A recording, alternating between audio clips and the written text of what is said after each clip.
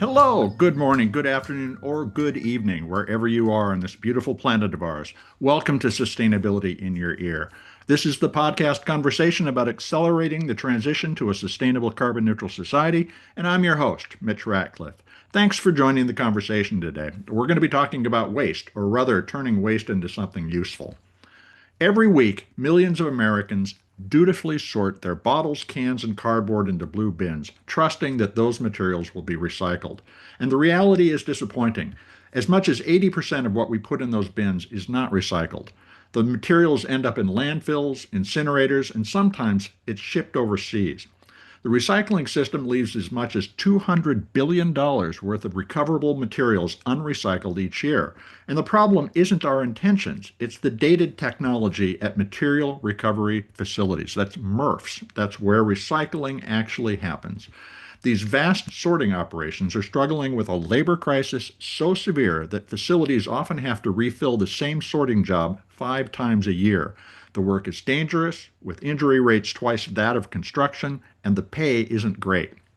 Our guest today, Rebecca Hu, is working to rebuild the recycling system from the inside out using robotics. As CEO and co founder of Glacier, she's introduced AI powered robotic sorters at facilities across the country. Glacier robots already process recycling for 1 in 10 Americans. They use computer vision trained on more than 3 billion images of waste to identify and sort more than 70 different materials from the waste stream. They pick 45 items per minute, operating 24/7 in conditions that would exhaust or injure human workers. According to Glacier, each of its robots prevents over 10 million items per year from languishing in landfills. Glacier is creating an intelligence layer for the circular economy, and that's a phrase we've heard in several recent interviews. These robots do more than sort, they also generate data about what's actually in the waste stream. They can report on which brands are creating recyclable packaging and where value is being lost because the packaging is not recyclable. That data is already reshaping how companies like Amazon think about packaging design, and they're moving from technically recyclable to provably recyclable. In fact, Amazon has invested in Glacier through its Climate Pledge Venture Fund. With extended producer responsibility laws forcing brands to account for their packaging, robotics and AI can help provide accountability for communities and for brands. And you can learn more about Glacier and its robots at endwaste.io. Endwaste is all one word, no space, no dash, endwaste.io. So, can AI teach us to close the loop? Let's find out right after this quick commercial break.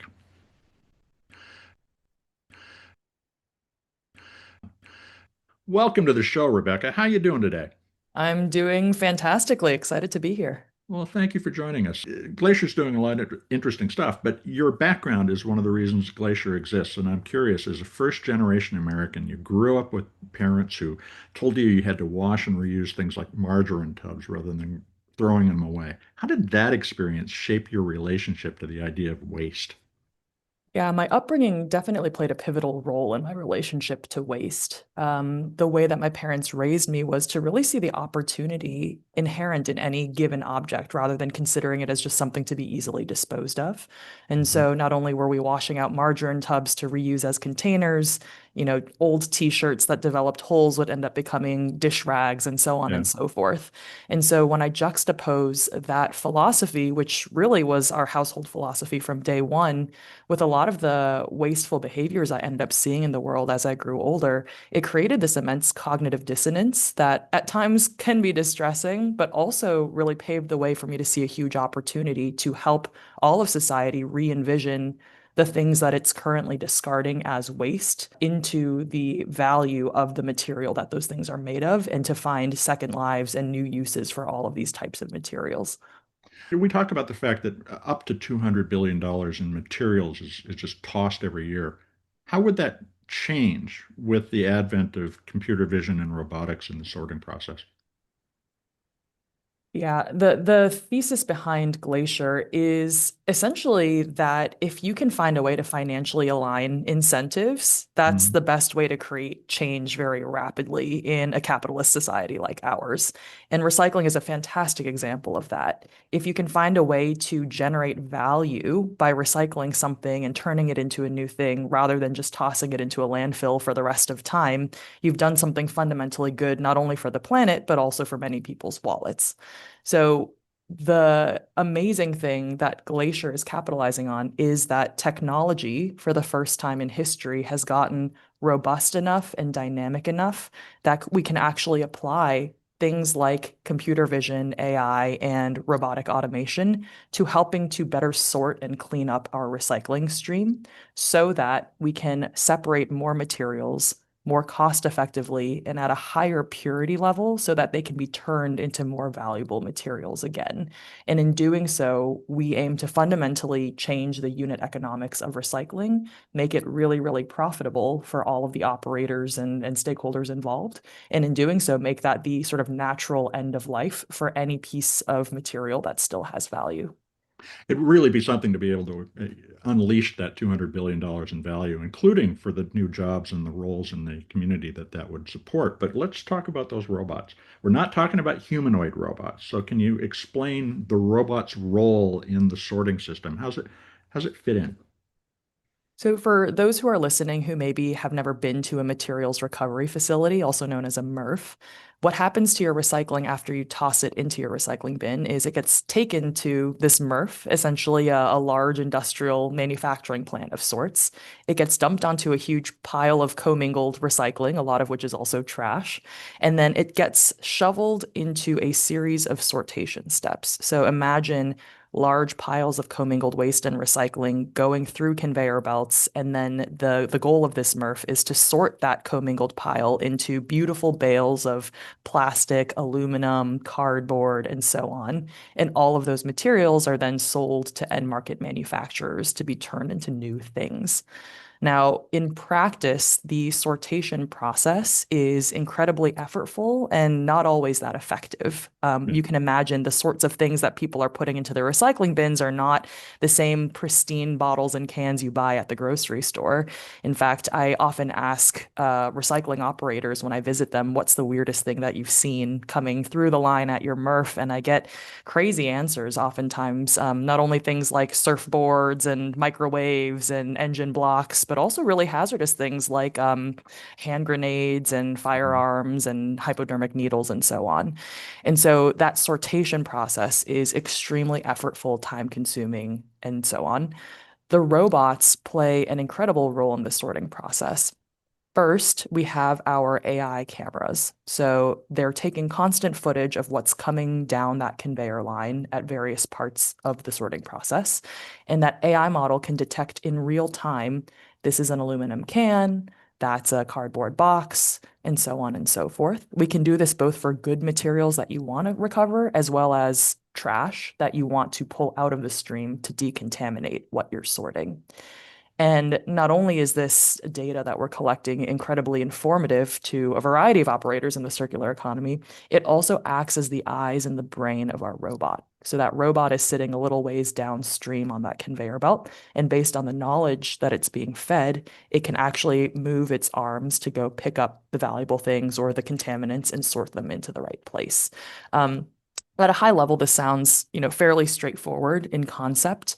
In practice, I often call recycling the most demented form of manufacturing on the planet because, unlike every other form of manufacturing, there is so much volatility and heterogeneity in the types of materials that you're sorting that it wasn't until actually very recently that AI and robots have gotten good enough and robust enough to actually sort out such a varied stream of materials effectively. How do you describe what it sees? Because you specifically talked about the fact that you can identify specific brand packaging, for instance. Is it looking for those things, or is it ruling out most stuff and picking what it doesn't rule out? Can you explain how the AI makes those decisions? A lot of what our AI does is actually still dependent on what we decide that it wants to do. And so I oftentimes talk about this idea of creating a full taxonomy of stuff. In other words, what is the right way to categorize the massive world of all of the items that could be coming through a recycling facility so that the AI knows what it should be looking for. Typically, what we found is that while AI can detect various different types of items, it performs best when you give it a whitelist of sorts. In other words, Okay. these are the categories that you should be on the lookout for. And that list of categories can be infinitely long. Today, our core ability of our AI model is actually we can detect, over 70 different types of materials and form factors already, things as generic as an aluminum can or as specific as a toothpaste tube. And as you mentioned, Mitch, we can actually now get really, really good at detection down to even the brand level in a way that the human eye might not necessarily be able to pick up. So not only a toothpaste tube, but a Colgate toothpaste tube. That's really interesting. I want to dig into that a little bit more. But first, let's talk a little about contamination. Can the robot also identify a material, like, for instance, a cheese contaminated, grease soaked pizza box and rule it out of the picking process? Or can it send it to the right place to deal with that kind of material? In brief, yes, the way that the AI model works is not dissimilar to how you might teach a person to be on the lookout for something visually. So we often tell our users and our customers, if you could stand there at the conveyor belt and visually see that something is, a container that has liquid in it or a pizza box that has stains on it, you can also teach the AI model to detect that as well. Now, this gets back to the beauty and the complexity of what do you teach the AI model in terms of Mhm. what it should care about. And so step one was to just lay the foundation of the basic types of categories, right? A pizza box might be classified as a cardboard box of sorts. But now that we've gotten really good at detecting those basic categories, you can start to layer on features like what is the brand on the box, or does this PET water bottle have its lid on it, and so on and so forth. And so one of the incredible things about the AI is as our understanding of the recycling and waste stream evolves, and as we hear about new use cases from our users, the AI can kind of continually keep building on itself, such that, a robot that was deployed today in 3 years might be benefiting from a totally new and improved AI model that can detect far more things than it could even today. Can it speed up over time? Right now, your system picks about 45 items per minute. And I'm curious, how does that compare to a human sorter who, of course, also can look up and miss stuff? But can it evolve its capacity to do more in addition to recognize more? When we think about how to improve technology like glaciers, there's actually two different technology stacks we're talking about. The first is our AI model, and to Mhm. improve the AI includes things like adding more types of classes that we can detect at higher accuracy and more quickly in real time. The second piece is around the robotics. And so this is more around the hardware capabilities of how quickly our robot is picking, how good it's grabbing. The second piece is around the robot, which is Mhm. about how quickly it's able to pick, how effectively it can grab certain materials, and so on. So on both fronts, Glacier is rapidly improving our capabilities. On the AI model front, we're actually seeing a lot of innovation, not only in what we're able to detect, but also how we can apply that growing data set to help MRF operators understand how their plants are running, recover more material, and decontaminate their streams. And then on the robotics piece, we're seeing massive improvements in the ability of industrial automation.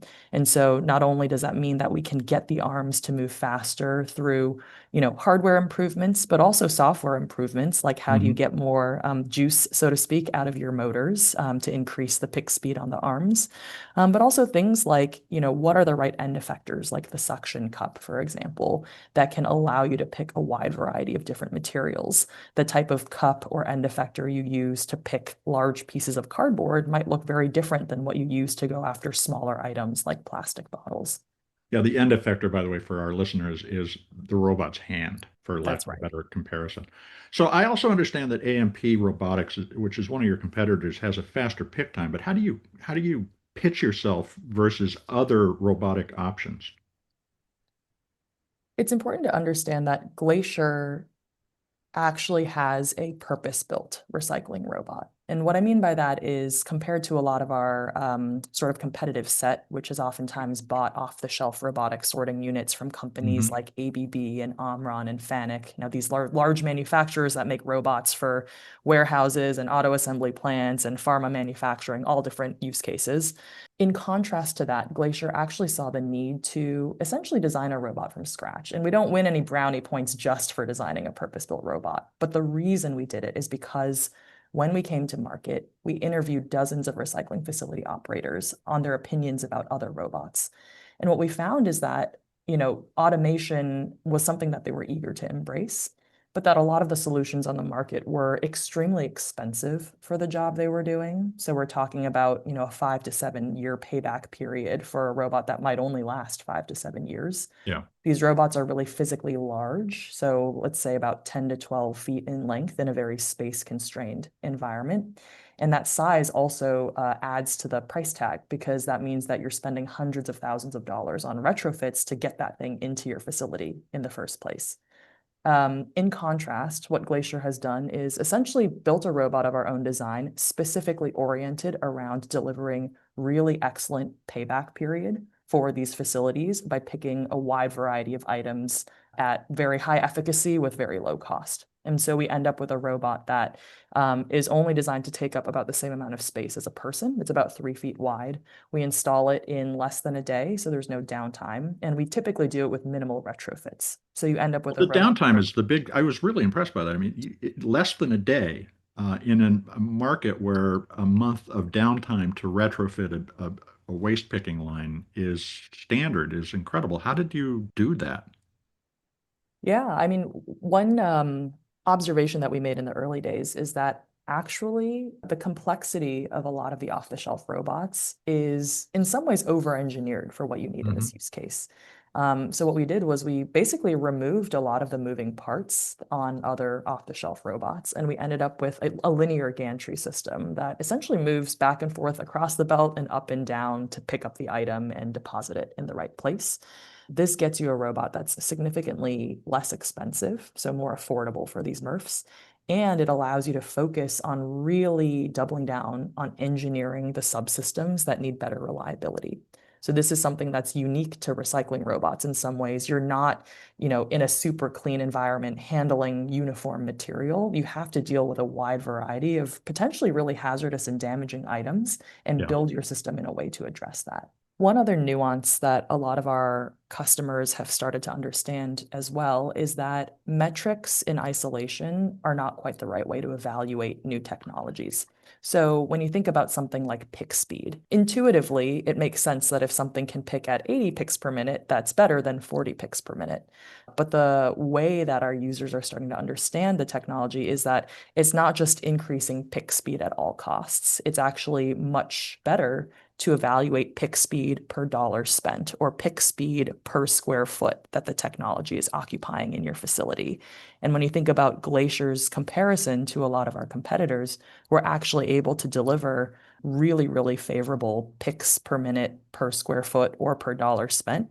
And that's really the key goal that we're optimizing for. So the MRF can make more money is the best way to put it. And if you do that, let me ask a question about the role of AI in terms of those workers that are displaced. Are they being reassigned to other work that improves the overall performance of the MRF, or are they simply being replaced by the AI?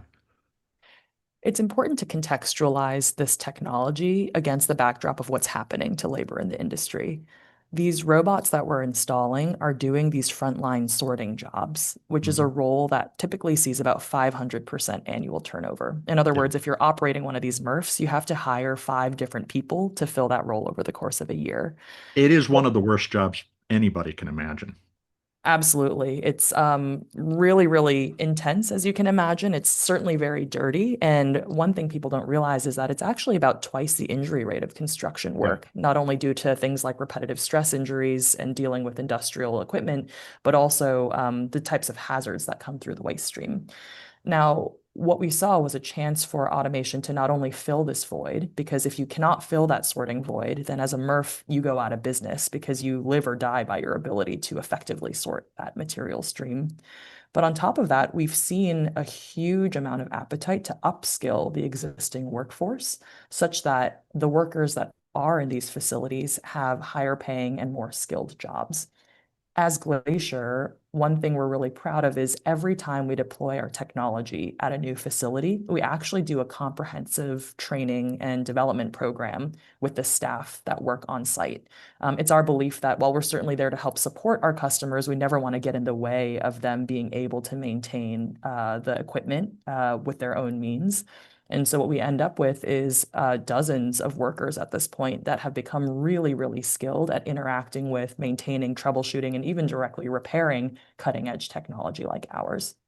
So right now, about 21% of all recyclable materials is actually captured. With AI in the system, what do you think the recycling rate can be in 2030 or 2035? Where are we going? So there's a lot of really exciting tailwinds for recycling on the horizon. I'd be remiss to not mention certainly some of the upcoming legislation in the Mhm. US.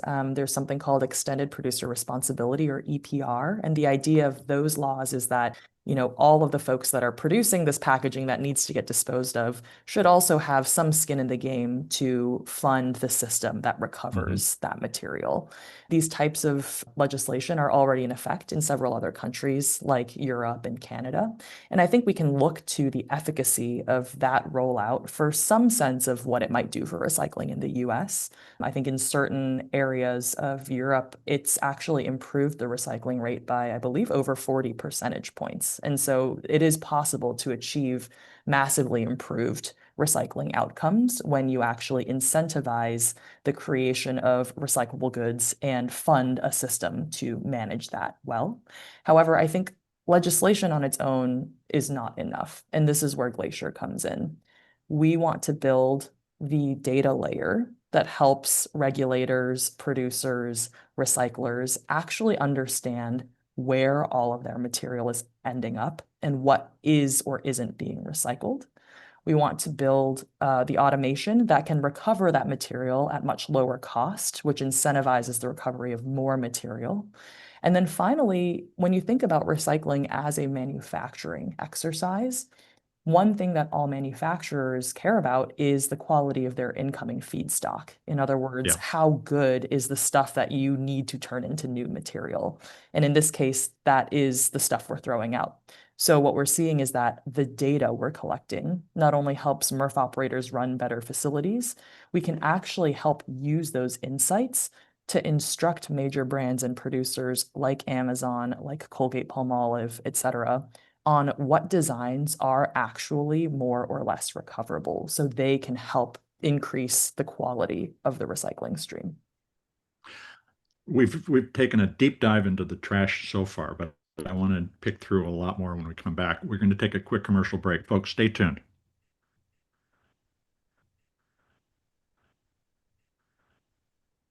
Welcome back to Sustainability in Your Ear. We're talking with Rebecca Hu. She is co-founder and CEO of Glacier. It's an automated sorting system that's used in MRFs, that's material recovery facilities, folks, in San Francisco, Seattle, Chicago, and other cities.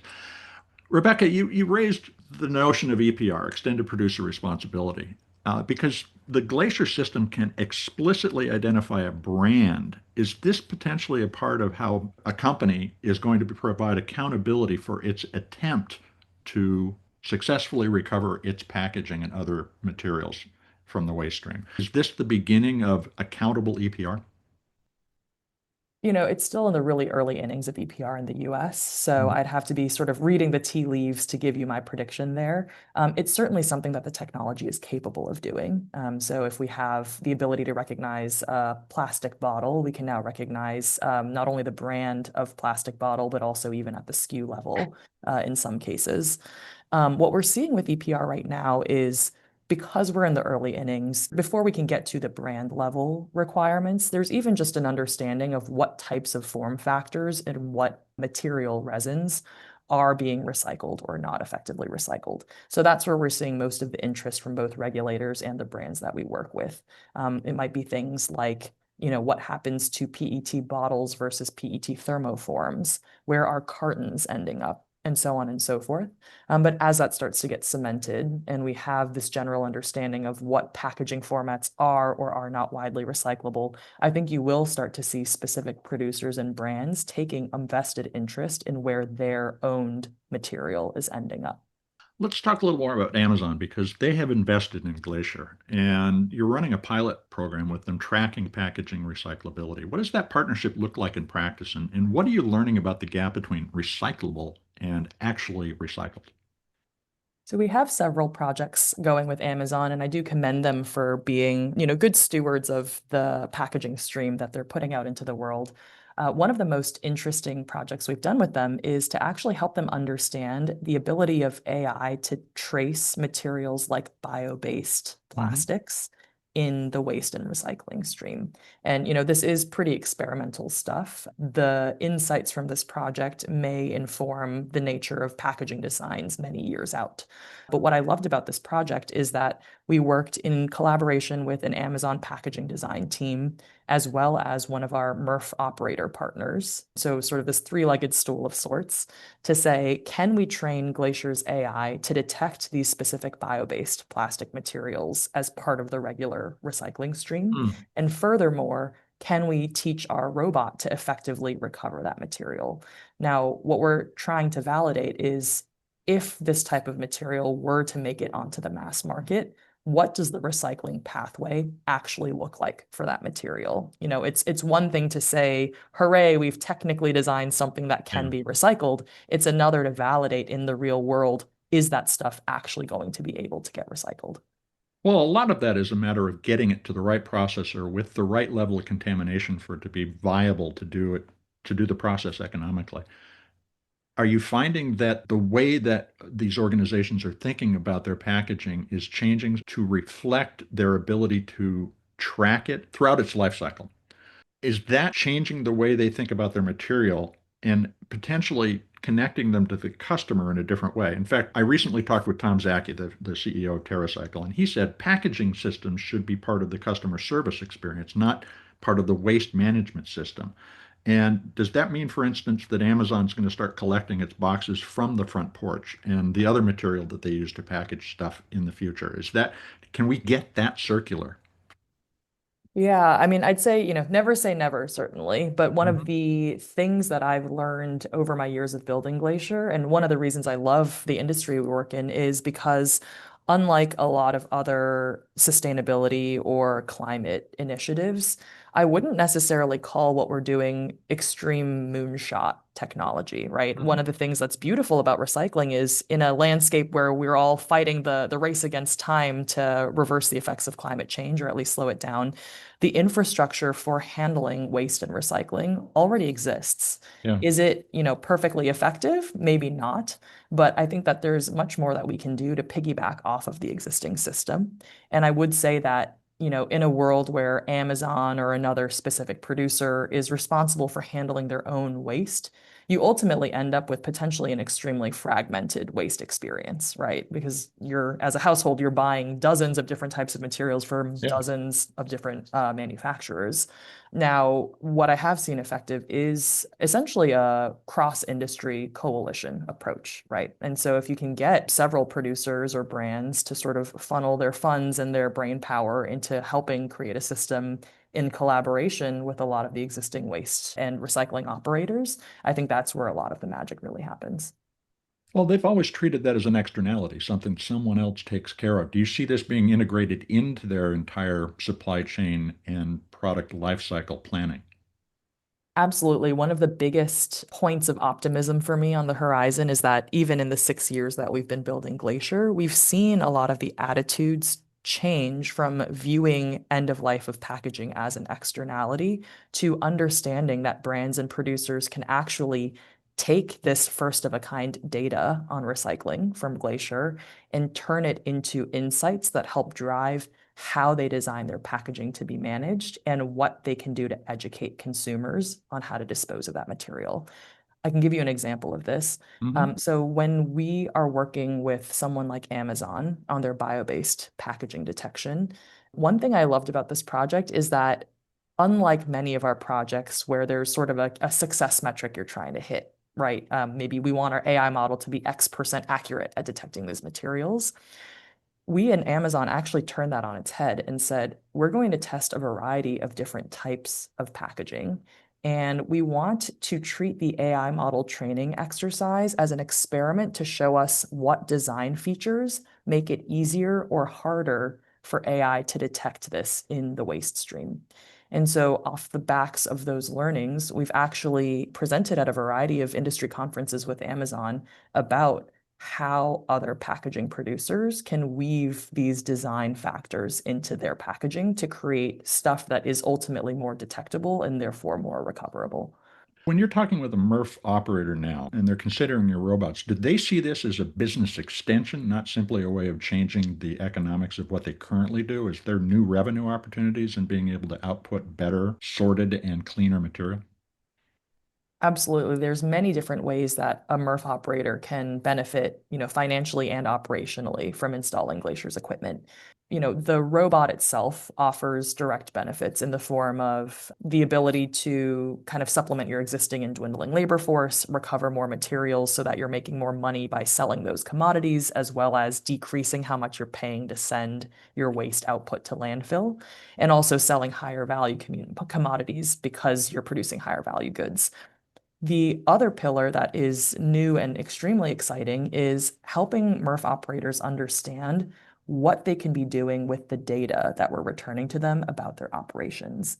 So I'll give you one example. We actually have worked for a long time with a MRF in Detroit, in Michigan, and we showed them using one camera on their residue line. That's the line that's taking all of the alleged trash material out of the facility. It's already been picked over. We Mhm. actually showed them that they were losing a massive amount of PET bottles on that residue stream. And this was something that they had maybe intuited but hadn't really quantified before because it's incredibly difficult to just stare at a running conveyor line and be able to understand what you're losing out the back end. From that data, this MRF was actually able to quickly pencil out that it was certainly going to pay for itself to add another sorter just to collect PET bottles upstream. And what's really neat is that as soon as they put that person on the line, the data immediately showed a 2/3 drop in the amount of PET being sent to landfill. And this equated to, of course, not only an improved recovery rate, but also a direct $138,000 in annual revenue for that MRF. This points to a completely different economic model for recycling. Currently, a lot of municipalities treat it as a cost center, right? We collect it, we put it somewhere, and particularly because landfills are licensed to operate for a limited period of time, you have to fill them and then monitor them for another 30 years afterwards. We're oriented around filling those landfills. Should we be separating the MRF process from the landfill explicitly and saying it's a failure when that material goes to the landfill? Yeah, I mean, I think in a lot of ways, when Glacier thinks about turning the unit economics of recycling on its head, it is in the landscape of how do we think about all of these different business lines that waste Mhm. companies and recycling companies are considering. And so I think it would be a huge win for, this industry and society if we said, hey, you can extend the life of your landfills pretty significantly by sending less stuff in that direction, while also making more money off of the commodities that you're bailing and able to sell. This is something that Glacier definitely hopes to enable for the industry. So, when you consider that potential future, what do you think the biggest misconceptions about the MRF's operations that we hold as articles of faith today need to be revisited? As a layperson consumer, I think we oftentimes have this wishful image of recycling as this perfect kind of Willy Wonka factory that takes anything you throw into your bin and figures out what to do with it. And in reality, this behavior of, what I've learned since is called wish cycling Yeah. is incredibly difficult for MRFs to deal with. MRFs today are put in a really difficult position in which they are more or less entirely reactive. I was speaking with a customer recently who summed it up when he said, on any given day, I show up at work, I turn on the lights to my facility, and I hold my breath and wait to see what new crazy things I have to deal with coming across our conveyor lines. What I hope is true for recycling in the coming years, and what Glacier's technology intends to help enable, is to actually make it such that producers are making things that are designed to be really easy to be recycled and sorted well, and high value when they're sorted to the right place.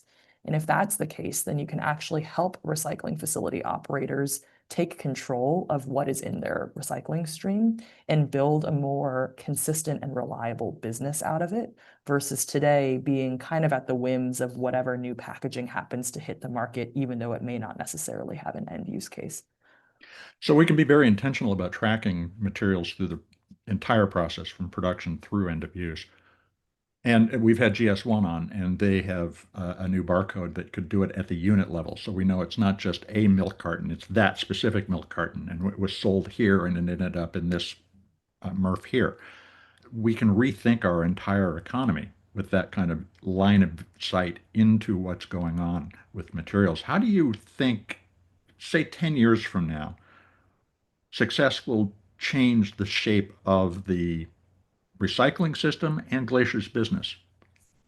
Ultimately, the American relationship with stuff, all the materials they consume. What's your vision? Glacier's vision is to make the circular economy a reality Mhm. by helping to transform recycling into advanced manufacturing. And to do so, we believe, requires kind of three things to be true. The first is that you actually need a really reliable and accurate data layer to help trace what's happening in the recycling stream. I believe that a lot of the stagnation in circularity is because it's really hard to point to a single source of truth, Yeah. because a MRF may do one bale audit, a producer may do another bale audit, and suddenly everyone's saying different things about what's actually happening in the waste stream. So our AI is meant to help unlock those insights consistently and at scale for everyone in the circular economy. The second pillar of advanced manufacturing, of course, is reliable automation. And so the ability to know that you can consistently hit your spec, your diversion rates, your uptime, your yield with technology that is reliable and cost effective. And that's where our robots come in. And then finally, it all goes back to the quality of that feedstock that you're working with as a manufacturer. So our technology is designed to help enable the waste stream to be a cleaner output, and something that is designed to be easily recovered. And this involves a lot of our work with brands and producers. We believe that if we can get these three pillars to ladder up, and perhaps aided by some of the tailwinds of legislation that are coming our way, we can essentially transform the conception of recycling as a cost center or a nice to have activity into essentially a foundational manufacturing exercise, and one that is built using the cutting edge technologies that we assume to be par for the course for all other forms of manufacturing. You're describing a 50 or 100-year process. Where are we in terms of percentage towards that goal today? And what do you think the most important things to focus on for the next few years are? Yeah, I'd say that the percentage of the way towards that vision, it's a little bit of a loaded question, because while I would say we're nowhere near close to the finish line, the Mhm. other really inspiring thing is that the acceleration of technology and of consumer and, stakeholder attitudes is also not linear, right? And so what we may end up with is the ability to close that gap in a much shorter time than the past, 60 years or so of recycling gaining its footing in the country. Are we further along than you thought you would be at this point?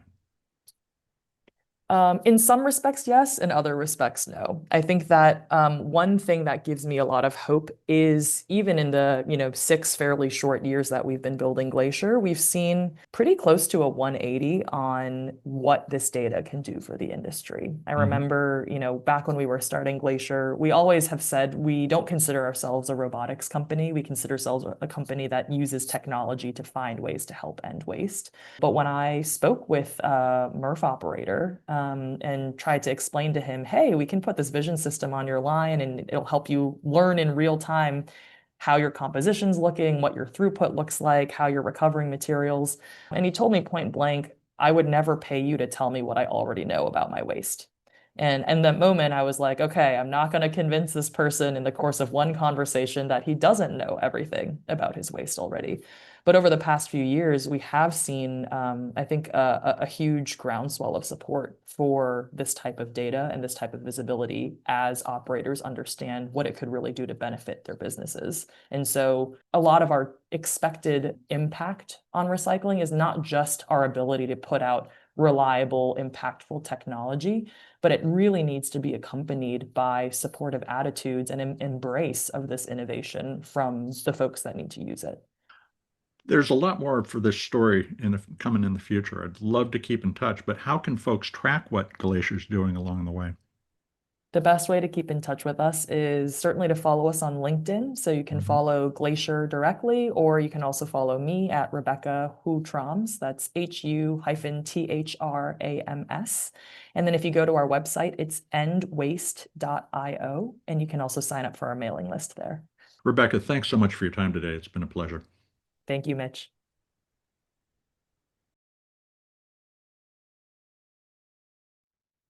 Welcome back to Sustainability in Your Ear. You've been listening to my conversation with Rebecca Hu-Thrams. She's co-founder and CEO of Glacier, whose AI-powered robotic sorters are already processing recycling for 1 in 10 Americans at material recovery facilities in San Francisco, Seattle, Chicago, and other cities around the country. You can learn more about Glacier at endwaste.io. Endwaste is all one word, endwaste.io. Rebecca's vision, that is, to make the circular economy a reality by helping to transform recycling into advanced manufacturing, goes beyond papering over the issues with today's recycling to tackle how we can reframe what recycling can become. Right now, as she pointed out, MRF managers show up to work, turn on the lights, and hold their breath and wait to see what new crazy things come down their conveyor lines. That's reactive. They're at the mercy of whatever packaging designs happen to hit the market, regardless of whether those materials have any viable end use. And that, my friends, is the description of an almost 19th century industry in need of an upgrade. What Glacier's building, these robots and the systems that run them, will help change the recycling equation. No longer will it be a collection and processing business in search of end markets. It'll be a planned input to the next generation of products and packaging that we use. Rebecca described 3 pillars: a reliable data layer to trace what's actually happening in the waste stream, automation that consistently sorts materials into higher value streams to produce higher quality feedstocks, and a robust supply chain to deliver the feedstock to end users in the form of new products. And when I asked about the $200 billion in materials that we lose each year, she cut right to the economics, saying if you can find a way to generate value by recycling something and turning it into a new thing, rather than just tossing it into a landfill for the rest of time, you've done something fundamentally good, not only for the planet, but also for many people's wallets. So how much are we talking about? If we can capture that $200 billion worth of used materials for reuse, the United States could generate up to $2 trillion in new economic value. Even now, EPA data shows that every 1,000 tons of recyclables processed generates 1.7 jobs, $65,000 in wages, and over $9,000 in tax revenue. And that's just the direct effects. Even in today's relatively antiquated recycling system, and folks that work in the recycling industry, I'm not knocking you. I'm pointing out that we have a lot of opportunity for progress. Even in that environment, a single recycling job supports 8 or 9 additional jobs in the supply chain while reducing waste and the need to extract raw materials from the planet. World Economic Forum research projects that the circular economy could unlock $4.5 trillion in additional economic output globally by 2030. We're not talking about the value of a recycled aluminum can here. We're talking about the entire manufacturing ecosystem that can feeds once it's recovered. So Rebecca's example from the Detroit MRF makes this tangible. One AI camera on a resin line identified the MRF was missing the chance to recycle massive numbers of PET bottles, material that they intuited was slipping through but had never been quantified. By adding just one sorter based on that data, they produced a two-third drop in the volume of PET sent to landfills and earned $138,000 in additional revenue. That's what happens when visibility meets action, and in just one of hundreds of waste streams that flow through the nation's MRFs. Perhaps most compelling is where this leads with brands. Glacier's work with Amazon to discover what design features make it easier or harder for AI to detect valuable discarded packaging points to an economy of designed for recycling products, packaging, and shipping materials. And with that feedback loop from end of life back to design, we move from technically recyclable to provably recyclable. As extended producer responsibility laws spread, and Rebecca notes that they've improved recycling rates by over 40 percentage points in parts of Europe, this kind of brand level accountability will become table stakes. You'll actually be able to expect a company to take their stuff back and make sure it gets used again. And that is an important change. So we're in the early innings of a game that can rival the promises AI is making in terms of economic value while reducing our environmental impact. The gap between where we are and a truly circular economy may close faster than the past 60 years of recycling's slow build would suggest. Glacier's robots, along with other components of an intelligence layer that makes the recycling system legible, manageable, and ultimately profitable, are the scaffolding for a profitable future in which what we call waste will become value. We'll know that this circular economy is here when failing to keep something out of a landfill is recognized as a loss, not just sanitary disposal. So stay tuned, folks. We'll keep track of the innovators turning waste into wealth. And I hope you take a moment to check out any of the more than 500 episodes of Sustainability in Your Ear that we have produced in the archive. Writing a review on your favorite podcast platform and sharing one with your friends will help your neighbors find us. Folks, you're the amplifiers that can spread more ideas to create less waste. So please tell your friends, family, and coworkers that they can find Sustainability in Your Ear on Apple Podcasts, Spotify, iHeartRadio, Audible, or whatever purveyor of podcast goodness they prefer. Thank you for your support. I'm Mitch Ratcliffe. This is Sustainability in Your Ear, and we will be back with another innovator interview soon. In the meantime, folks, take care of yourself, take care of one another, and let's all take care of this beautiful planet of ours. Have a green day.